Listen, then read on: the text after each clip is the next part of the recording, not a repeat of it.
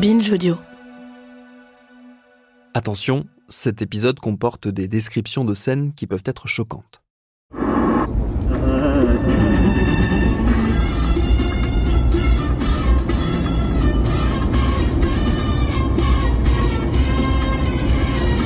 Ce matin, nous n'allons pas à l'hôpital. Certains patients ont accepté que nous venions chez eux directement. Parmi eux, il y a Adil. On l'a rencontré dans l'épisode précédent, c'est le jeune homme aux yeux en colère, avec son nom tatoué sur la main. J'avais bien senti que notre discussion rapide au BMRC l'avait laissé un peu sur sa faim, qu'il avait plein de choses à raconter. Alors nous allons chez lui, dans le quartier d'Al-Jihad. C'est au nord-ouest de Bagdad. Sur la route, Hassan, qui m'accompagne pendant ce reportage, m'explique que le quartier a énormément souffert, notamment pendant la guerre civile qui a eu lieu dans la foulée de l'invasion américaine en 2003. Entre 2006 et 2008, Bagdad a vécu des heures très sombres, et le quartier où nous nous rendons en a été un des épicentres. Adil vit là depuis qu'il est enfant. Il a 26 ans, mais il a déjà une longue et complexe histoire. Il a 3 enfants qu'il ne voit pas car il est en conflit avec son ex-femme. Son père, qu'il admirait beaucoup, est décédé subitement pendant son séjour à l'hôpital d'Amman, où MSF l'a envoyé pour son opération après son accident.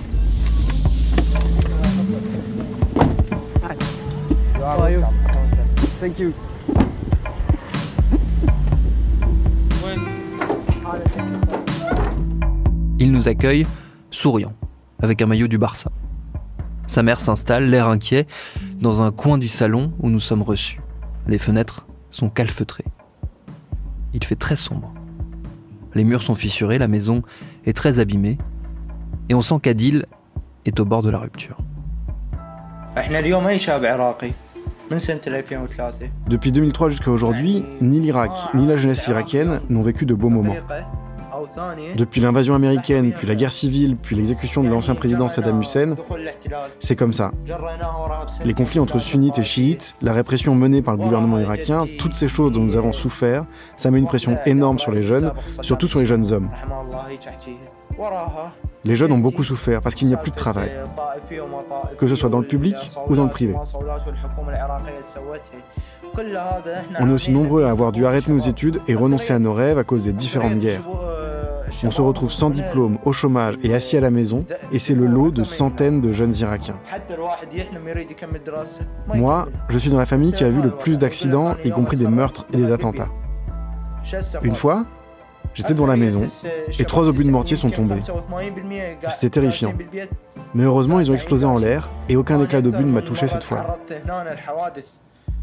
Une autre fois, j'étais dans la rue commerçante et une bombe assourdissante a explosé tout près de moi, à peu près à la distance qu'il y a entre vous et moi, là, maintenant. J'étais avec un ami et son père, et le père de mon ami est mort à la suite de cet attentat. Moi, j'ai été blessé au visage et j'ai reçu de nombreux éclats d'obus dans le corps. Quand les Américains nous ont envahis, ils sont entrés chez nous. C'était terrifiant. Ils ont débarqué ici. Nous, on était enfants. Mon père était déjà vieux. Il était né en 1933. Vous imaginez un peu ? J'ai vécu tous ces événements horribles.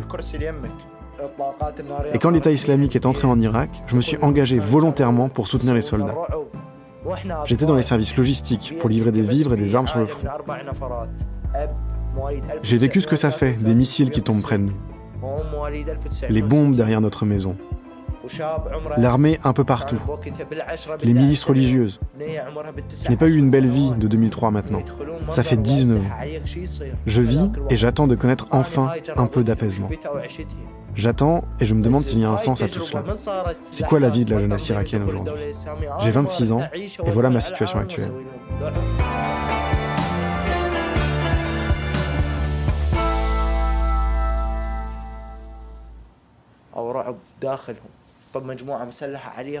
L'avenir de l'Irak, ou plutôt mon avenir, se détériore progressivement.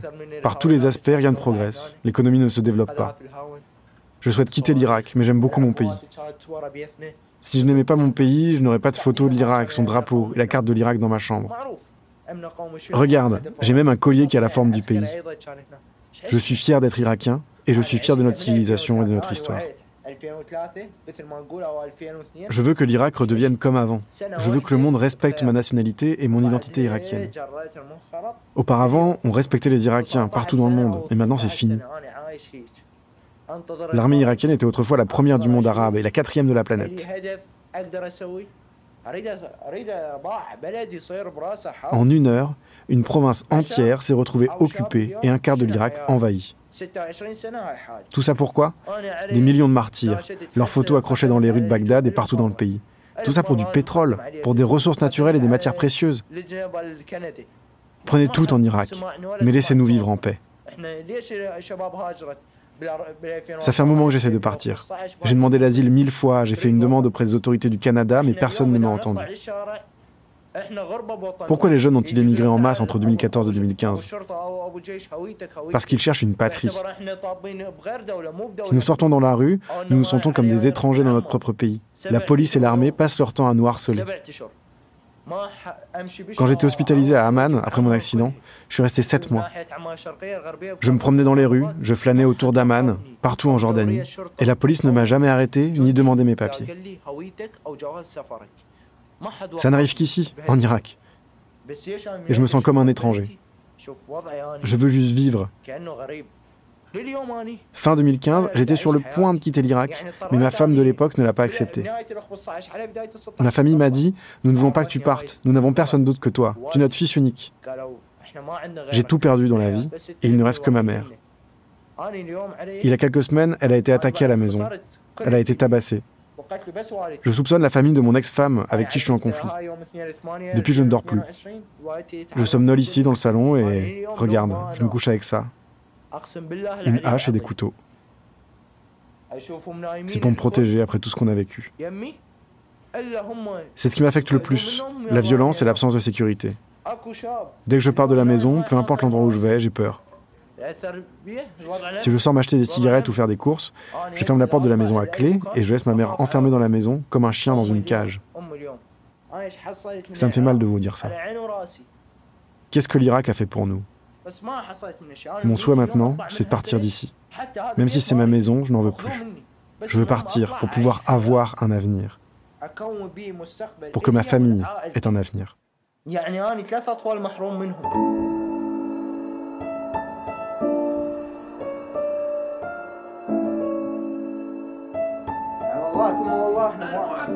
La fin de la discussion est étrange. Adil tient à nous montrer des photos de ses enfants. Sa mère, jusqu'ici silencieuse, s'approche pour nous montrer, elle, les blessures suite à son agression.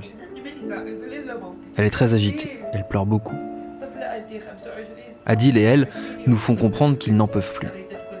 Ils nous emmènent dans la pièce d'à côté pour nous montrer le délabrement de la maison, qu'ils n'arrivent pas à endiguer faute d'argent. Ils demandent à Hassan s'il peut les aider pour quitter le pays, pour obtenir un visa. Il leur explique gentiment qu'il n'a pas ce pouvoir, que nous sommes là uniquement pour raconter leur histoire, que nous ne pouvons pas faire plus.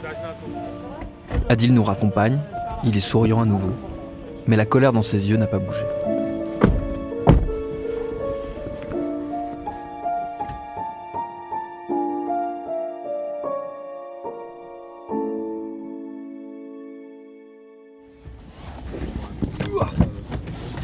Nous reprenons la voiture pour retourner vers le centre de Bagdad.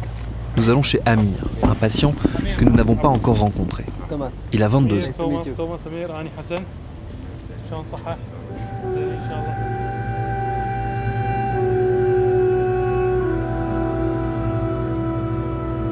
Il y a 3 ans, en mai 2019, il a eu un accident de moto très grave.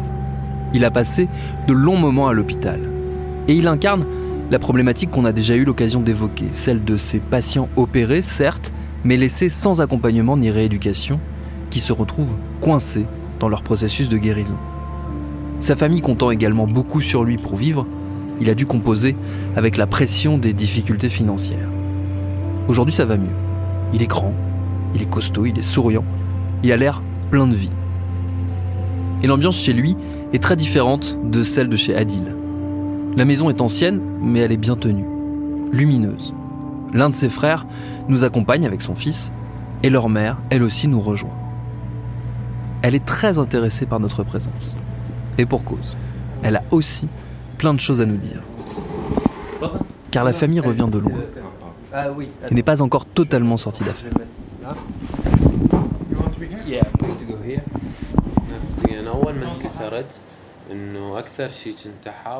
Psychologiquement, quand j'ai été blessé, j'ai longtemps été dans une forme de déni. Je ne faisais pas attention à mes jambes, je sortais beaucoup de la maison, je sautais sur une jambe jusqu'à ce qu'elle me fasse très mal. J'ai vite atteint un état de désespoir à ce sujet. Les premiers jours qui ont passé étaient normaux et j'ai beaucoup bougé. Je suis resté comme ça pendant 5 mois jusqu'à ce que la broche qu'on m'avait posée casse. L'état de la fracture ne s'était pas du tout amélioré. J'ai été réopéré. J'étais très contrarié car je suis resté à la maison pendant 1 mois entier jusqu'à ce que le couvre-feu soit mis en place dans le pays à cause du coronavirus. Je suis resté à la maison pendant 6 mois, enfermé dans une pièce, avec des antidouleurs, et la broche s'est encore déformée. Ce qui a été dur, c'est à la fois le Covid et la multiplication des opérations. À chaque fois, on a prélevé de l'os de ma hanche pour la mettre dans ma jambe. J'étais vraiment désespéré. Je ne voulais plus être opéré. Je voulais juste rester chez moi, dans ma chambre.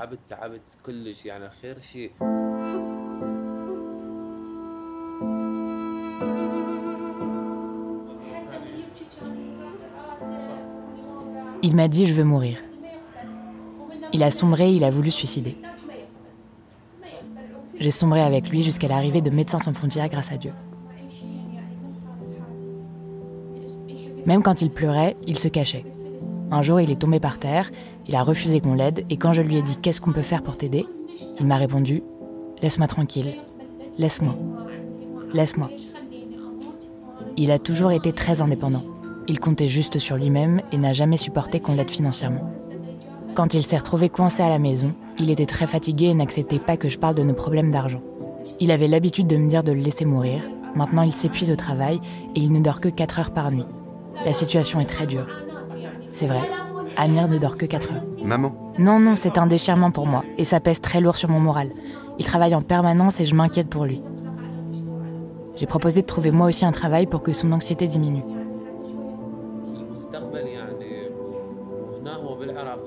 L'avenir est incertain en Irak. Si vous appartenez à la classe pauvre, vous resterez pauvre pour le reste de votre vie. Vous ne changerez pas. Et si vous avez de l'argent, vous serez en danger. Des gens vous menaceront. On ne sait pas quoi faire. Je suis toujours soucieux et la conseillère Fatma m'aide pour ça. Avant de dormir, je reste un moment à réfléchir. Ça ne passe pas vraiment. Je ne sais pas quoi dire. Mais comme je vous l'ai dit, celui qui a de l'argent verra sa vie menacée. Et celui qui n'a pas d'argent reste avec les problèmes de la pauvreté. C'est dur de savoir ce qu'on peut attendre de l'avenir. Par exemple, je finis par reprendre mon métier de barbier. Supposons que je devienne un bon barbier et que je puisse ouvrir mon propre salon de coiffure. La première chose à laquelle je devrais faire face, ce sont des taxes pour tout ce qui concerne la publicité, l'eau et le lieu. Quoi que vous fassiez, vous ne serez jamais tranquille ici.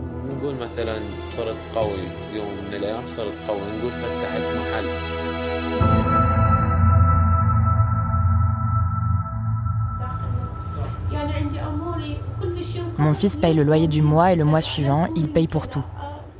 Il s'inquiète beaucoup. Dis ce qu'il y a en toi, mais ne te plains à personne. La nuit, je me réveille et je le vois encore debout à réfléchir. Il n'y a personne qui entend notre voix et ce que nous ressentons. Amir n'aime pas que j'en parle. Il ne veut pas qu'on raconte ce que l'on vit. Je suis très inquiète aussi pour son frère, mon fils aîné. Il pense beaucoup au suicide. Je ne peux pas le gérer, je ne sais pas comment le traiter. J'espère trouver quelqu'un pour le soigner avec un médecin qui me dira qu'il n'est pas fou, même si je crois qu'il est vraiment fou. Quand il était jeune, il faisait des crises d'hystérie, il a eu des problèmes de propreté, mais en grandissant, les choses ont changé. Il fait des insomnies à cause de sa nervosité. Il se réveille et me dit qu'il va monter dans un immeuble et sauter par la fenêtre. Pendant la journée, il est fort, mais la nuit, il est faible. Il pleure la nuit, l'enfant, lui, se réveille. La nuit, je ne sais pas comment l'aider. Une fois, je suis sortie me promener dans la rue et j'ai cherché une clinique médicale. Ils ont dit qu'il fallait qu'il voie un médecin qui traite des cas psychologiques, parce qu'il était dans un état de plus en plus sombre. Il s'enferme. Au quotidien, je m'inquiète pour lui. Ces choses s'accumulent sur nous et il pense beaucoup au suicide. J'ai peur qu'il quitte Bagdad pour la Provence et qu'il continue à penser au suicide. Il est devenu alcoolique et je lui dis « Mon fils, regarde les pauvres gens qui n'ont pas de quoi se payer à manger et à boire. Regarde cette personne malade qui est prête à payer des millions pour se rétablir. Dieu nous a mis à l'abri de ces calamités. Pourquoi te fais-tu du mal ?» Il me répond que je m'inquiète pour un cas désespéré. Mes enfants ont beaucoup d'orgueil pour tout ce qui concerne notre vie quotidienne et nos finances. Ils préfèrent dormir sans manger plutôt que demander de l'aide à quelqu'un. Mais tout ça nous épuise et la situation dans le pays ne nous permet pas de vivre. Ça ne sert à rien de se tourner vers les autorités. Ils demandent des pots de vin et tout n'est que mensonge et tromperie. Aujourd'hui, je suis fatiguée de toute cette inquiétude.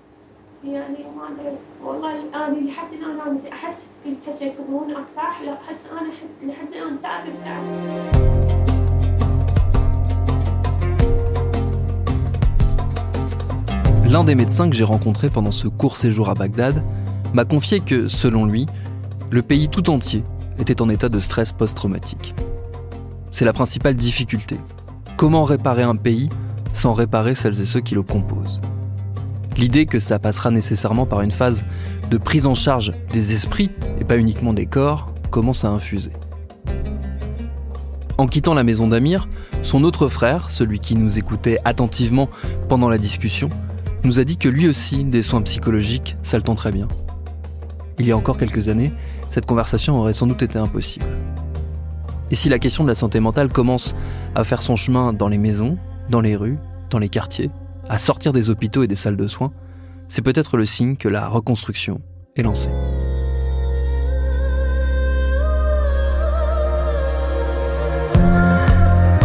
Merci à tous les patients et à toute l'équipe de MSF à Bagdad et en Irak qui m'a accueilli et accompagné pendant la fabrication de ces 3 épisodes. Merci à MSF France qui coproduit avec nous cette série. N'hésitez pas à aller réécouter les 2 volets précédents, le reportage d'Anne-Sophie Lebon auprès des mineurs isolés à Marseille et celui d'Iris Ouedraogo sur les patients souffrant d'épilepsie au Libéria. C'est Elisa Grenet qui a signé la réalisation de ces 3 épisodes de Programme B, un podcast de Binge Audio préparé par Charlotte Bex. Tous nos épisodes, les anciens comme les nouveaux, sont à retrouver sur toutes vos applis de podcast. Cherchez-nous sur Internet si vous voulez nous parler et à très vite pour un nouvel épisode.